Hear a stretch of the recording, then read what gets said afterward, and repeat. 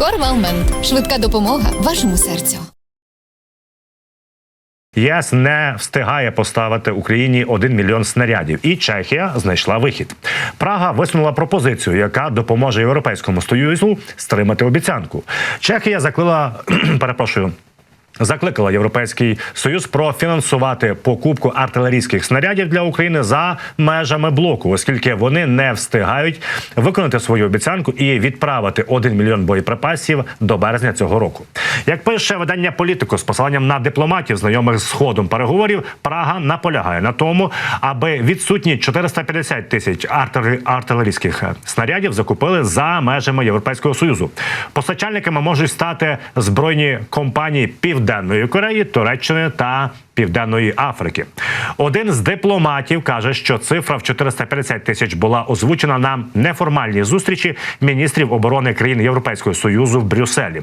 За словами іншого, пропозицію купити снаряди за межами Європейського Союзу озвучив чеський прем'єр Петер Фіала на саміті лідерів Європейського Союзу.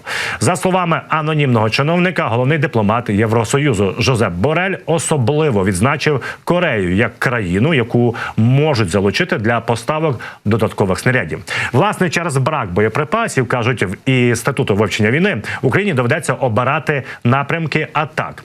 От, власне, аналітики цього інституту кажуть, що нестача боєприпасів може змусити українські війська приймати складні рішення щодо пріоритетності певних ділянок фронту. Вибирати, де територіальні поразки є найменш руйнівними. Ну і завершу про цю годину блоком про Сполучені Штати Америки і удари по позиціях ворога, тобто Ірану, на Близькому Сході. Сполучені Штати Америки завдали авіаударів по об'єктах, які пов'язані з Іраном в Іраку та Сирії. Це повідомляє Центральне командування Сполучених Штатів Америки у соцмережі X. Сили Центрального командування Сполучених Штатів Америки завдали авіаударів в Іраку та Сирії по загону корпусу вартових Ісламської революції і пов'язаних з ним ополченців.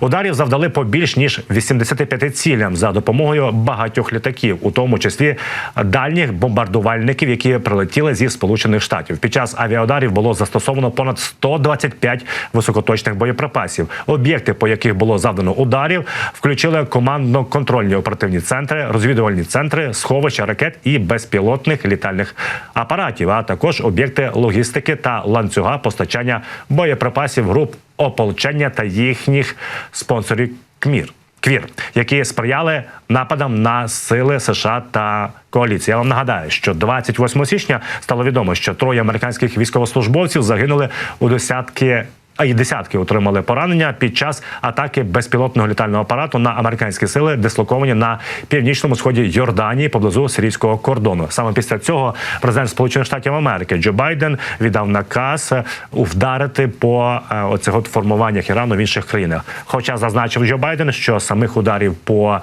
Ірану не буде, але от бомбардування квазіформувань навколо Ірану в інших країнах будуть продовжуватись.